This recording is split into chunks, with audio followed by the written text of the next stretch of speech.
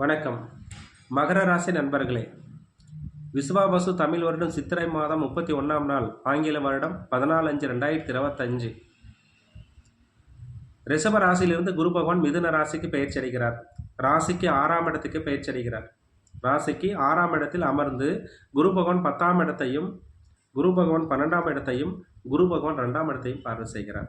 10ஆம் இடம் என்பது தொழில் ஸ்தானம். அப்போ தொழில் வெற்றி கிட்டும், தொழிலால் ஏற்படக்கூடிய வருமானம் கிட்டும். 12ஆம் பாவம் வெளிநாடுக்கு செல்ல முயற்சி செய்பவர்கள் வெற்றி கிட்டும்.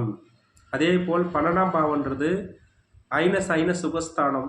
மருத்துவ சார்ந்த விஷயங்களில் மருத்துவம் படிப்பவர்கள், மருத்துவ துறையில் இருப்பவர்கள், மருத்துவமனையில் இருப்பவர்கள், நோய் நொடியில் இருப்பவர்கள் நோயிலிருந்து விலகக்கூடிய தருணம் உண்டாகும்.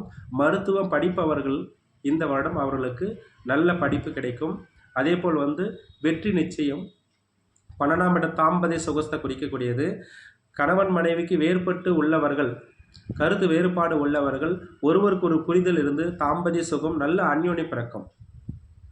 மகர ராசிக்கு 2ஆம் இடத்தை பார்வை செய்கிறார். 2ஆம் இடம் வருமான குடும்பஸ்தானம், தனஸ்தானம், பேச்சு ஸ்தானம். அப்போ வருமானம் பெருகும். 10ஆம் இடத்தை தொழில் சார்ந்ததை பார்த்து 2ஆம் இடத்தையும் பார்வை செய்கிறார் குரு பகவான். அப்போ தொழிலும் நல்ல அனுகூலம் கிடைக்கும், 2ஆம் இடம் நல்ல வருமானமும் பெருகும். அதே போல் 10ஆம் இட தொழில் ஸ்தானம், புதிய தொழில் முயற்சி செய்பவர்களுக்கு வெற்றி கிட்டும். புதிய முயற்சி வெற்றி கிட்டும். ஏற்கனவே தொழில் செய்பவர்கள் இன்னும் கூடுதலாக முயற்சி செஞ்சால் வெற்றி கிட்டும். அப்போ 2ஆம் பாவம் தனஸ்தானத்துக்கு கூடுதல் நல்ல அந்யோன்யம் பிறக்கும். மகர ராசிக்கு 12ஆம் இடத்தை பார்வை செய்கிறார். சுப விரயமாகும். இப்போ தொழிலுக்கு புதுசாக முயற்சி எடுத்தால் விரயம் பண்ண வேண்டிய சூழ்நிலை வரும். திருமணத்துக்கு முயற்சி எடுத்தால் விரயம் பண்ணக்கூடிய ஒரு சூழ்நிலை உருவாகும். மருத்துவமனைக்கு உடலால் ஏற்படக்கூடிய நோய் நொடிக்கு விரயம் செஞ்சாலும் விரயமாகும். ஆனால் எல்லாமே சுப விரயமாக உங்களுக்கு கிட்டும்.